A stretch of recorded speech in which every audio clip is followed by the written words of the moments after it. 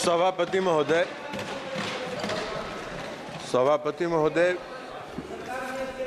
सदन में आदरणीय प्रधानमंत्री नरेंद्र मोदी जी के तीसरे कार्यकाल का जो पहला बजट है उस पर चर्चा हो रही है और यह बजट जो है आत्मनिर्भर भारत बनाने की दिशा में मोदी जी की ने के बजाय नरेंद्र मोदी जी की आलोचना पर यह पूरा बजट भाषण चल रहा है। भाई बजट पर बोलिए। और पूरा विपक्ष का जो भाषण का जो टोन है वो यह दर्शाता है कि जैसे नरेंद्र मोदी जी का चेहरा इनको पसंद नहीं आ रहा हो, ये उससे नफरत कर रहे हैं। लेकिन अब अगर आप नफरत कर रहे हैं, आपको पसंद नहीं आ रहा है, तो क्या करिएगा? इस देश की जनता ने उनके चेहरे को पसंद किया और तीसरी बार उनको देश की सत्ता संभालने की जिम्मेवारी दी। 60 वर्ष के बाद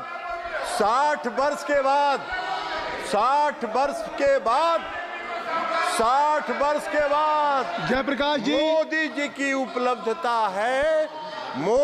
की उपलब्धता है कि 60 वर्ष के बाद, आजादी के बाद तीसरी बार किसी को इस देश की सत्ता संभालने का मौका मिला है। ये उनको बर्दाश्त नहीं हो रहा है। उनके पेट में दर्द हो रहा है। अब सच्चाई को नहीं पचा रहे हैं। अब इस देश की जो सच्चाई है उसको ये अगर नहीं पचा पा रहे हैं तो हम लोगों का क्या दोष है भाई? लेकिन हमारा एक परामर्श है इनको सभापति महोदय कि सच्चाई को जितना जल्दी। इन्होंने भाषण किया, कोई नहीं बोला, फिर क्यों बोल रहे हैं? बैठिए, बता देते हैं माननीय मंत्री जी, आपका चरित्र भी बता देंगे। माननीय मंत्री जी, एक मिनट आपका चरित्र भी बता देंगे कि आप क्या करते रहे। माननीय मंत्री जी, आप चेयर से करें। जयप्रकाश जी, आप माननीय जयप्रकाश जी सुन लीजिए। आप जब बोल रहे थे समय भी अधिक दिया गया, किसी ने आपको व्यवधान नहीं किया। अगर आप खड़े होंगे, नहीं, आप परंपरा सीखिए। आप वरिष्ठ सदस्य हैं, बैठ जाइए। आप परंपरा सीखिए। आपके किसी स्पीच पे किसी ने व्यवधान नहीं किया। आपको अवसर है, आपकी पार्टी को अवसर है। माननीय मंत्री जी जो बोल रहे हैं उसका जवाब आपकी पार्टी देगी, आपके पार्टी के नेता दे देंगे। सभापति महोदय, मंत्री जी ये बोल रहे हैं। कुछ दिन हम लोग इन लोगों के साथ भी थे और वहां जाके पता चला कि गिद्ध की तरह जैसे लाश को नोचने का काम ये लोग करते थे। और हम लोग विदा हो गए, प्रणाम करके इधर चले आए कि भैया वही काम करते रहो। अंदर में गठबंधन के अंदर ये लोग लॉबी चलाते थे और लॉबी चला के कैसे किसका मतफटौल करावे इसकी योजना बनाते थे। हम लोगों ने प्रणाम किया, इधर चले आए। तो इसलिए छोड़ दीजिए, जरा हम आपको बता देते हैं। तो इसलिए आप इधर आप बोलिए। आप चेयर को सभापति महोदय, सच्चाई इनको सुनना नहीं है, आप ही का पसंद नहीं है। आप जो बोल रहे हैं वो रिकॉर्ड पे जा रहा है। किसी भी माननीय अन्य सदस्य का बात रिकॉर्ड पे नहीं जा रही, केवल आपकी रिकॉर्ड। हम इनको बता रहे हैं सभापति महोदय कि जितना आप कृपया बैठ जाए। आप बैठिए, शौकत राय जी बैठ जाए। नहीं, जब आपको अवसर दूंगा तब आप बोलेंगे। आपको भी no point of order please. माननीय मंत्री, सभापति महोदय, इनको हम बता रहे हैं कि जितना जल्दी इस सच्चाई को पचा लीजिएगा उतना ही आपके मन को शांति मिलेगी। नहीं तो पूरा मन विचलित रहेगा आपका और 5 साल इसी तरह विचलित रहिएगा। 99 का आंकड़ा बड़ा खराब होता है सभापति महोदय। लूडो पता नहीं गौरव गोगोई जी और बाकी लोगों ने खेला है कि नहीं खेला है। लूडो खेल के 99 पर पहुंचते हैं और जब सांप काटता है तो 0 पर पहुंच जाते हैं। यही हाल है। तो इसलिए जरा इनको मन की शांति को जितना जल्दी ये शांत कर ले और देश की सच्चाई को जितना जल्दी ये स्वीकार करेंगे उतना ही इनके लिए चैन मिलेगा, इनको भी चैन मिलेगा और देश को भी चैन मिलेगा। और इस देश में जो नरेंद्र मोदी जी ने आत्मनिर्भर बनाने का जो काम प्रारंभ किया है वो आगे बढ़ता रहेगा, उसमें व्यवधान ये नहीं डालने का प्रयास करें।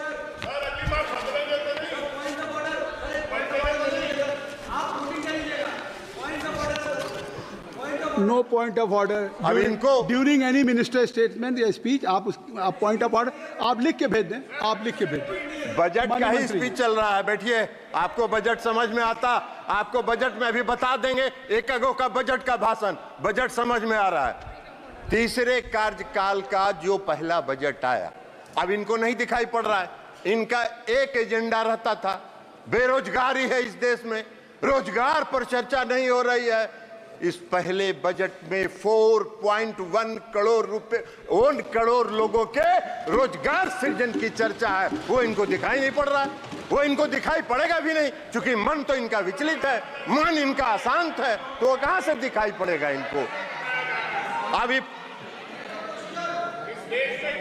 अब एक्चुअली अब वास्तव में हुआ क्या है कि तीसरे कार्यकाल का ये पहला बजट आया, मोदी जी ने पहला बजट मोदी जी की सरकार ने पेश किया, और जो पहला गुगली मोदी जी ने फेंका है इस बजट के माध्यम से, तो ये बोल्ड आउट हो चुके हैं और उसी बोल्ड आउट की छटपटाहट में ये अपना भावना व्यक्त कर रहे हैं।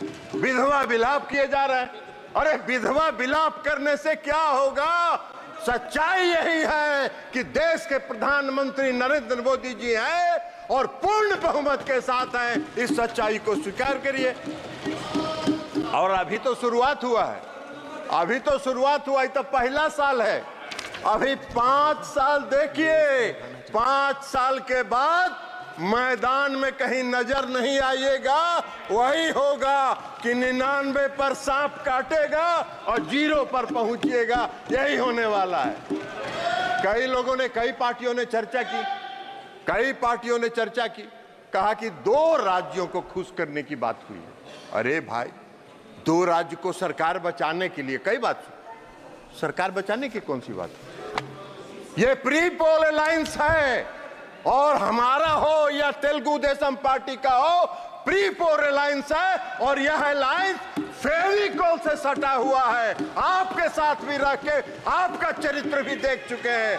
गिद्ध की तरह आप लोग नोचते हैं। सत्ता मिला नहीं कि कैसे सत्ता को घींचते रहे, ये काम करते रहे आप लोग। हम लोगों ने प्रणाम किया और चल दिए। इसलिए आज जेडीयू हो या टीडीपी हो, सत्ता के साथ प्री पोल अलायंस में हम लोग सरकार में आए, और प्री पोल अलायंस 5 साल का पूर्ण बहुमत मिला है। आप क्लीन बोल्ड हो चुके हैं, चिंता मत करिए।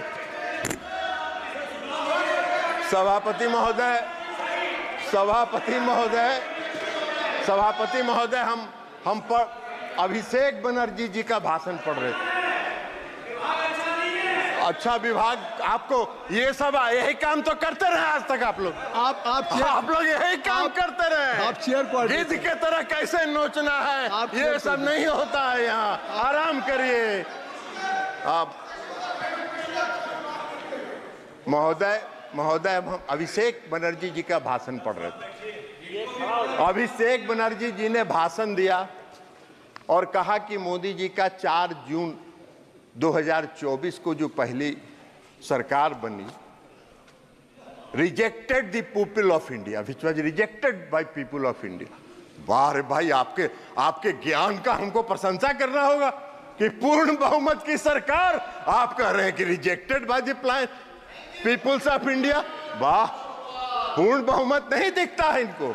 अरे सच्चाई को अभिषेक बनर्जी जी स्वीकार करना चाहिए।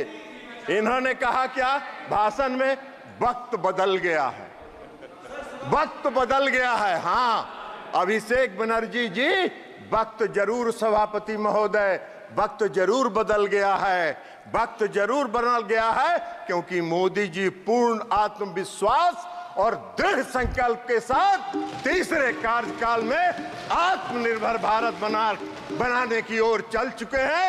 इसलिए वक्त बदल गया है, आपको दिखाई नहीं देता है तो उसमें हम क्या करें? आंख का जांच कराइए और चश्मा लगाइए, दिखेगा आपको कि इस देश की जनता ने क्या किया। हमको आशा करते थे, हम उम्मीद करते थे कि अभिषेक बनर्जी जी जब भाषण दे रहे थे तो वो कहते कि पश्चिम बंगाल में महिलाओं के चिरहरण का जो वीडियो वायरल हो रहा है उस पर क्षमा मांगते, इस देश से, उस पर इस देश से क्षमा मांगते, लेकिन नहीं मांगे, नहीं मांगेंगे, नहीं मांगेंगे, क्योंकि पश्चिम बंगाल में वो जैसे चिरहरण हो रहा है, महिलाओं पर अत्याचार हो रहा है और जो आम लोगों पर अत्याचार हो रहा है वो उनको नहीं दिखता है। अभी इसी सदन में अभी बता रहे जयप्रकाश जी, अरे जयप्रकाश जी बैठ जाइए, एक मिनट आपको बता रहे हैं। माननीय मंत्री जी आप चेयर को एड्रेस करें। सभापति महोदय, सभापति महोदय, इसी सदन में अधीर रंजन चौधरी जी ने अपने मन का भड़ास और मन का तकलीफ कई बार सदन के पटल पर उतारा। दिशा की मीटिंग नहीं हुई 5 साल तक, दिशा की मीटिंग नहीं होने दी पश्चिम बंगाल की सरकार ने। और लोकतंत्र की बात करते हैं, इनको क्या अधिकार है लोकतंत्र की बात करने का? इनको कौन सा हक है लोकतंत्र की बात करने का? कृपया रिकॉर्ड में है। माननीय सदस्य ने जो नाम लिया है, गौरव, माननीय सदस्य ने जो नाम लिया है वो रिकॉर्ड में नहीं जाएगा, रिकॉर्ड में नहीं जाएगा। जो माननीय सदस्य ने नाम लिया है, I think so you should have patience to hear me, you must have patience to hear me. जो नाम उन्होंने माननीय सदस्य का लिया है वो रिकॉर्ड में नहीं जाएगा। मैंने भी लिया। अरे गौरव, आप बैठिए, आप बैठिए। अरे गौरव गोगोई जी, आप इधर बोलिए चेयर से, आप नाम मत लीजिए। आप माननीय मंत्री जी, सभापति महोदय, सभापति महोदय, माननीय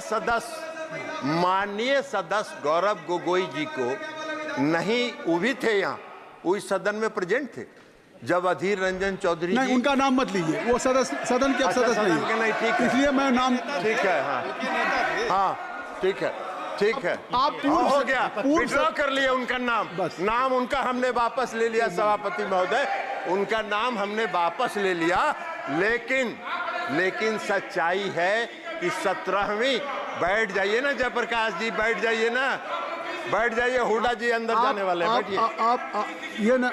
आप अपना सभापति महोदय, अपना भाषण। सभापति महोदय, मैं ये कह रहा था कि 17वीं लोकसभा के दौरान जब आपका अवसर आएगा तो बोलिएगा प्लीज। जयप्रकाश जी, प्लीज हुड्डा जी, तो कहना चाहिए, इनको कहना चाहिए, अरे इनको कहना चाहिए कि पश्चिम बंगाल में जो चिरहरण हुआ वो जायज था। यही कह दीजिए, यही कह दीजिए देश के सामने, यही कहिए। माननीय मंत्री, आप इधर बैठिए, मैं दूंगा, इनकी बात खत्म कर दीजिए, आप बैठ जाएं। जयप्रकाश जी आप बैठ जाएं, बैठ जाइए ना, ये क्या बात है? आप जयप्रकाश जी बैठ जाएं, बैठ जाइए माननीय सदस्य। ऐसे सदन ऐसे नहीं चलता। माननीय मंत्री जी आपसे आग्रह है कि आप अपना भाषण कृपया संक्षिप्त करें और आप चलिए माननीय सदस्य का नाम।